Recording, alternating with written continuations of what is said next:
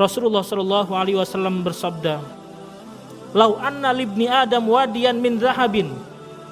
Seandainya anak Adam manusia memiliki lembah emas,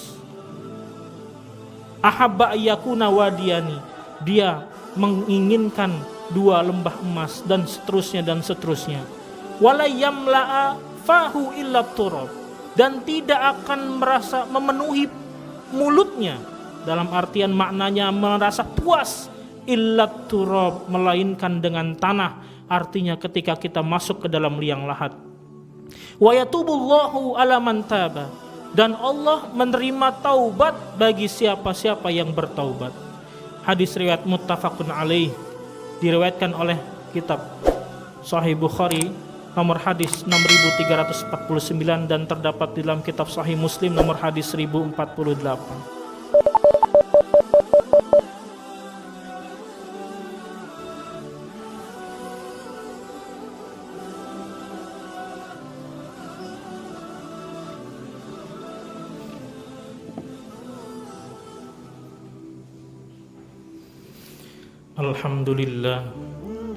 Alhamdulillahi rabbil alamin, wal aqibatu lil muttaqin, wala udwana illa 'alal zalimin. Asyhadu an la ilaha illallah wahdahu la syarika lah, wa asyhadu anna sayyidana wa nabiyyana Muhammadan 'abduhu wa rasuluhu la nabiyya ba'dah. Allahumma salli wa sallim wa barik ala sayyidina Muhammad wa ala alihi wa ashabihi ajma'in, amma ba'du.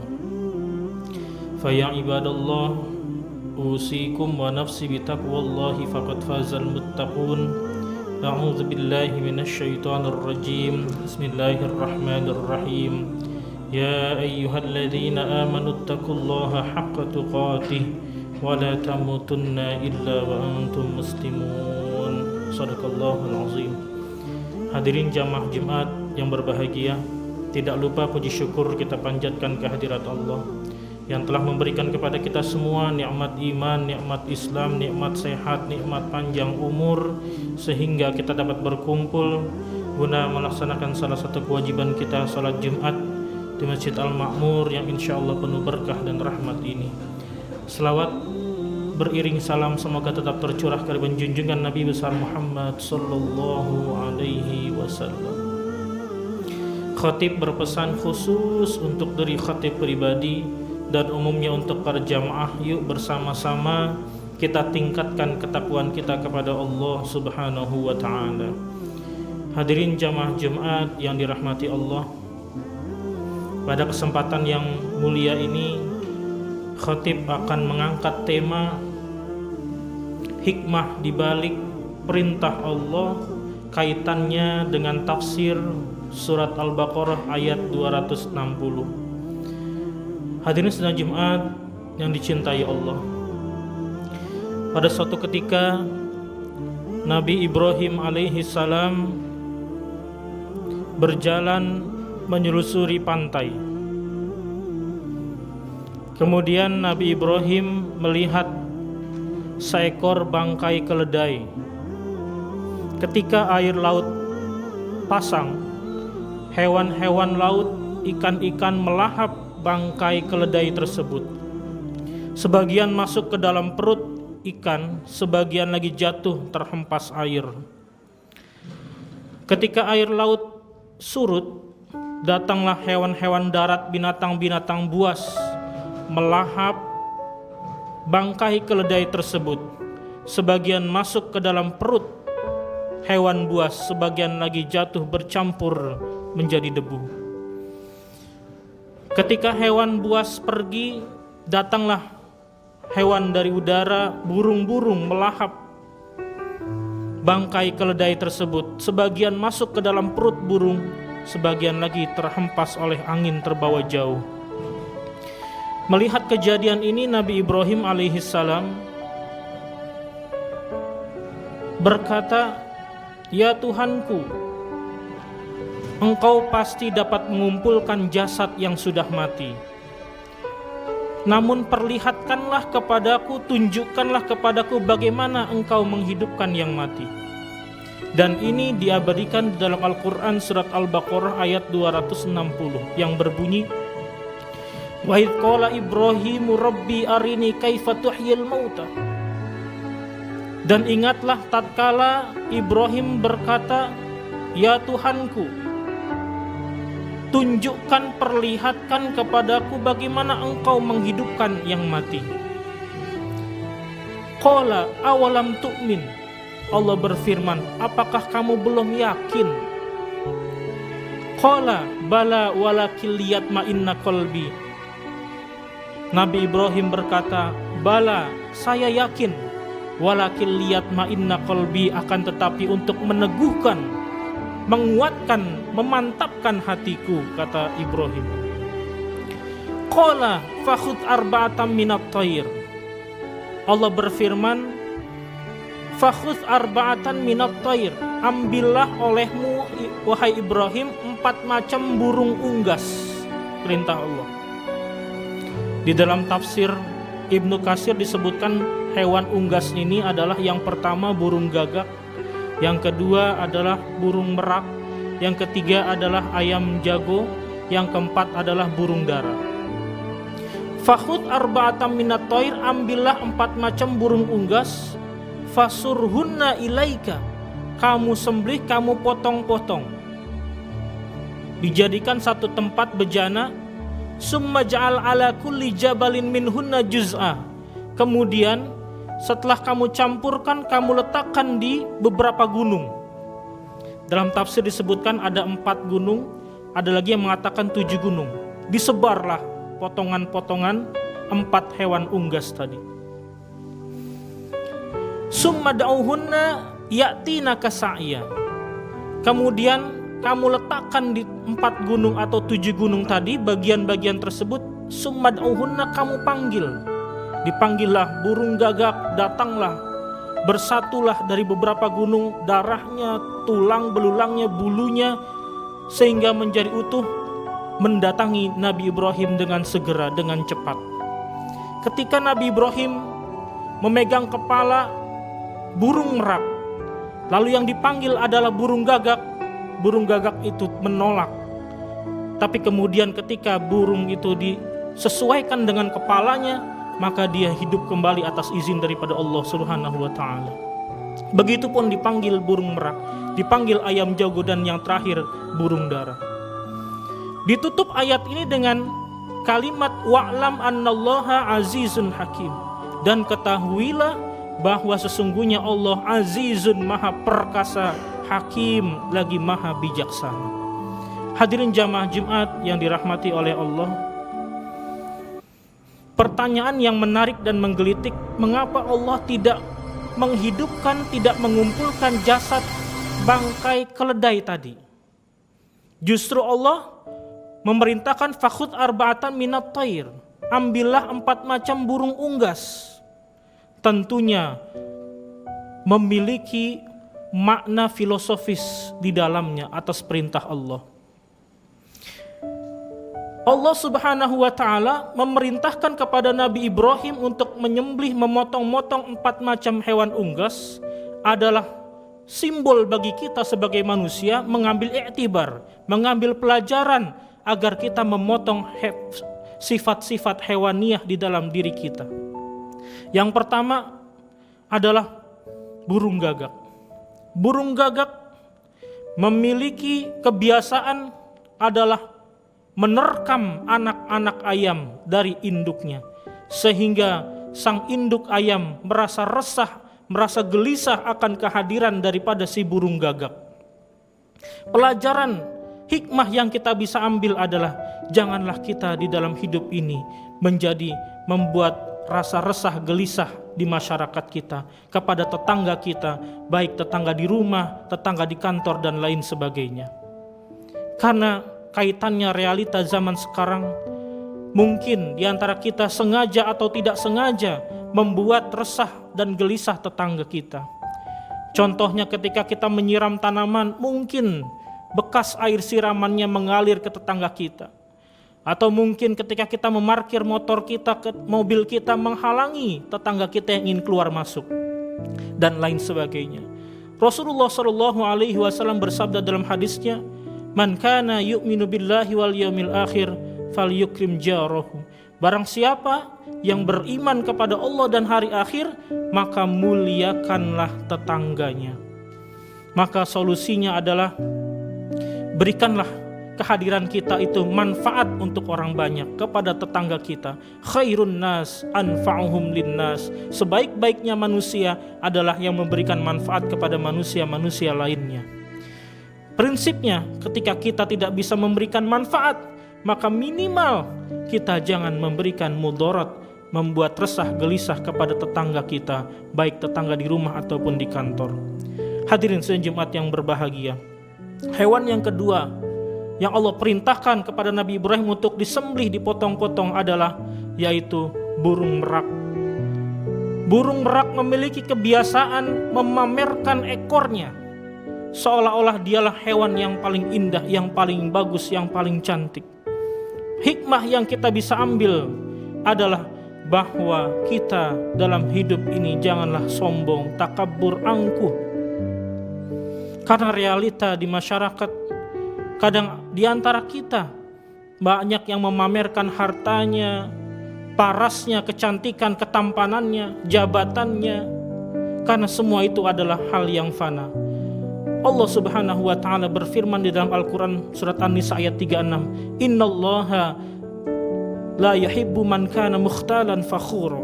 Sesungguhnya Allah tidak suka, tidak senang, tidak cinta kepada orang yang sombong lagi membangga-banggakan dirinya. Surat An-Nisa ayat 36. Dan ketahuilah bahwa kesombongan itu dapat memusnahkan si pelakunya. Di dalam Al-Quran, iblis diperintah oleh Allah untuk sujud penghormatan kepada Adam. Tapi iblis menolak. Dengan sombongnya dia mengatakan, "Khalaqtani min nar wa khalaqtahu min tin." Saya terbuat dari api, sedangkan Adam hanya dibuat dari tanah. Saya lebih baik daripada Adam, kata iblis.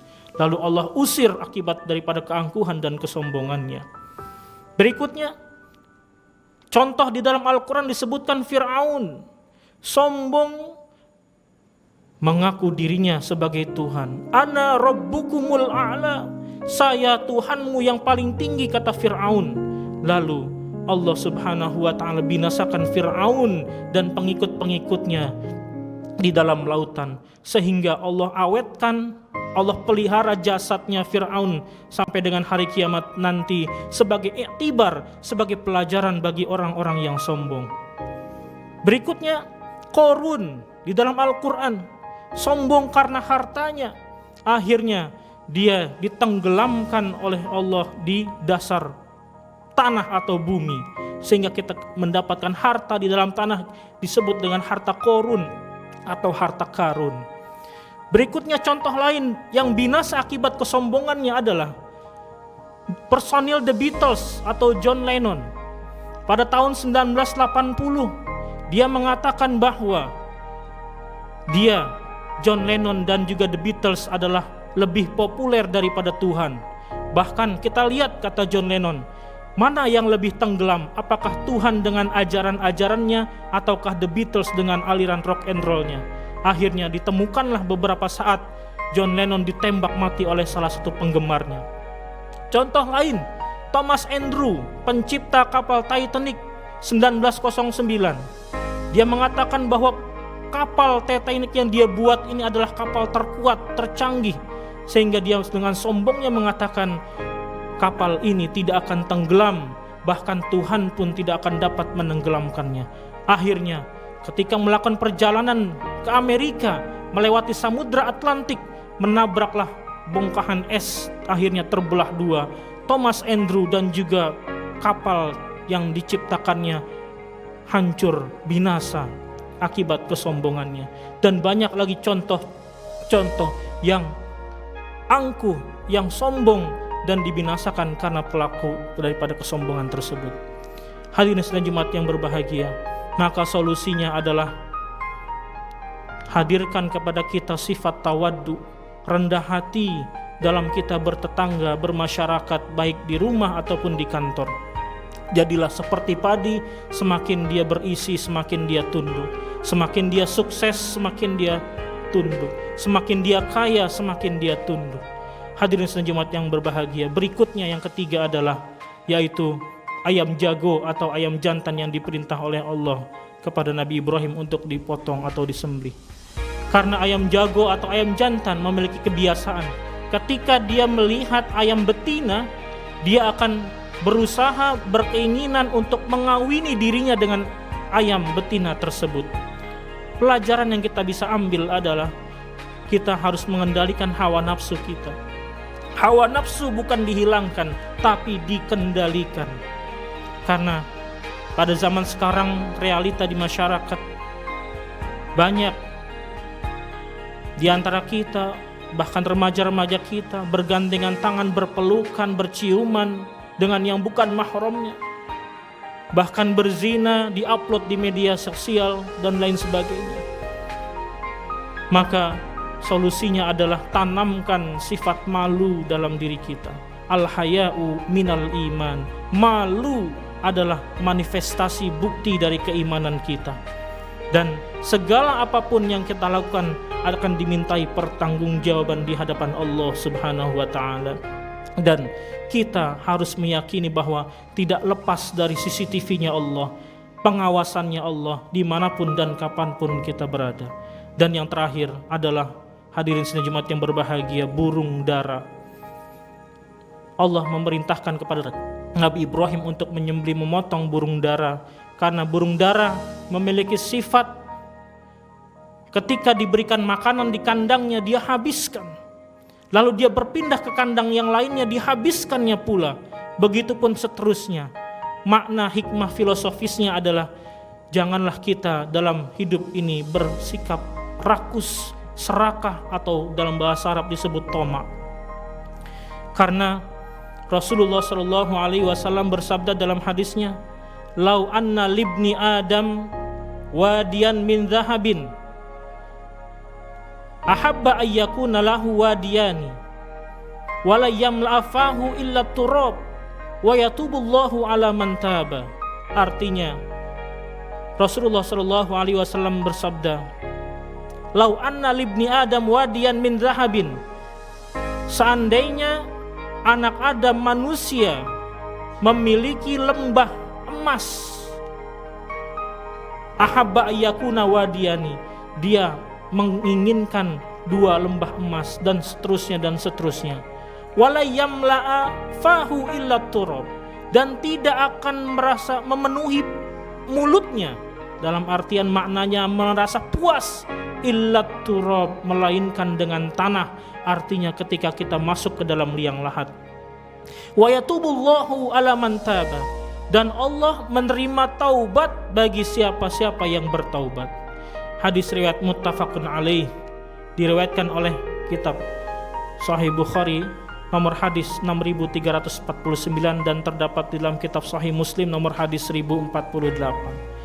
Hadirin sidang Jumat yang berbahagia, maka solusinya adalah biasakan latih diri kita bersikap qanaah atau merasa cukup dengan apa yang Allah berikan. Dan tidak lupa membiasakan melatih diri kita untuk senantiasa bersyukur kepada Allah. La in syakartum la azidannakum wa la in kafartum inna azabi lasyadid. Kalau kamu bersyukur, kata Allah, aku tambah nikmatku. Wa la in kafartum, kalau kamu kufur nikmat, tidak mensyukuri nikmat, inna azabi lasyadid, sesungguhnya azabku, siksaku amatlah pedih. Hadirin sidang Jumat yang berbahagia, sebagai penutup kesimpulan adalah kita mengambil hikmah pelajaran daripada perintah Allah kaitannya dengan tafsir surat Al-Baqarah ayat 260. Yang pertama adalah burung gagak. Janganlah kita merasa membuat rasa resah gelisah kepada masyarakat, kepada tetangga, di kantor, di rumah, dan lain sebagainya. Yang kedua adalah burung merak, memiliki makna filosofis. Janganlah kita bersikap sombong, angkuh, dan takabur. Yang ketiga adalah diperintah untuk menyembelih atau memotong ayam jago. Artinya kita mengendalikan hawa nafsu kita dan tanamkan, biasakan sifat malu yang terakhir adalah burung dara. Janganlah kita dalam hidup ini bersikap rakus, serakah atau tamak. Terima kasih atas segala perhatiannya. Wallahul muwaffiq ila aqwamit thoriq. Mudah-mudahan kita semua diberikan panjang umur dalam ibadah dan takwa, dijauhkan dari segala penyakit hati, disehatkan badan kita, dan mudah-mudahan kita semua dikumpulkan di jannahnya Allah Subhanahu wa taala. Barakallahu li wa lakum fil Qur'anil azim wa nafa'ani wa iyyakum bima fihi minal ayati wa dzikril hakim. Wa taqabbala minni wa minkum tilawatahu innahu huwas samiul alim. Aqulu qawli hadza wastaghfirullahal azim li wa lakum wa lisairil muslimin wal muslimat wal mu'minin wal mu'minat fastaghfiruhu innahu huwal ghafurur rahim.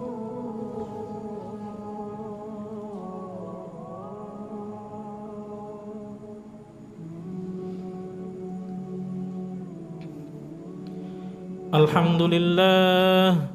Alhamdulillahi wa kafa, wassalatu wassalamu ala nabiyyil mustafa wa ala alihi wa sahbihi ahli sidqi wal wafa. Ashhadu an la ilaha illallah wahdahu la syarika lah, wa ashhadu anna sayyidana wa nabiyyana Muhammadan abduhu wa rasuluh. Allahumma salli wa sallim wa barik ala sayyidina Muhammad wa ala alihi wa ashabihi ajma'in wa sallama tasliman katsira. Amma ba'd, fa ya ibadallah, أوصيكم ونفسي بتقوى الله فقد فاز المتقون. أعوذ بالله من الشيطان الرجيم. بسم الله الرحمن الرحيم. يا أيها الذين آمنوا اتقوا الله حق تقاته ولا تموتن إلا وأنتم مسلمون. وقال الله تعالى في آية أخرى: إن الله وملائكته يصلون على النبي يا أيها الذين آمنوا صلوا عليه وسلموا تسليما. اللهم صل على محمد وعلى آل محمد. اللهم اغفر للمسلمين والمسلمات والمؤمنين والمؤمنات الأحياء منهم والأموات إنك سميع قريب مجيب الدعوات ويا قاضي الحاجات. ربنا افتح بيننا وبين قومنا بالحق وأنت خير الفاتحين. ربنا آتنا في الدنيا حسنة وفي الآخرة حسنة وقنا عذاب النار. عباد الله، إن الله يأمر بالعدل والإحسان وإيتاء ذي القربى وينهى عن الفحشاء والمنكر والبغي يعظكم لعلكم تذكرون. فاذكروا الله العظيم يذكركم واسألوه من فضله يعطكم ولذكر الله أكبر.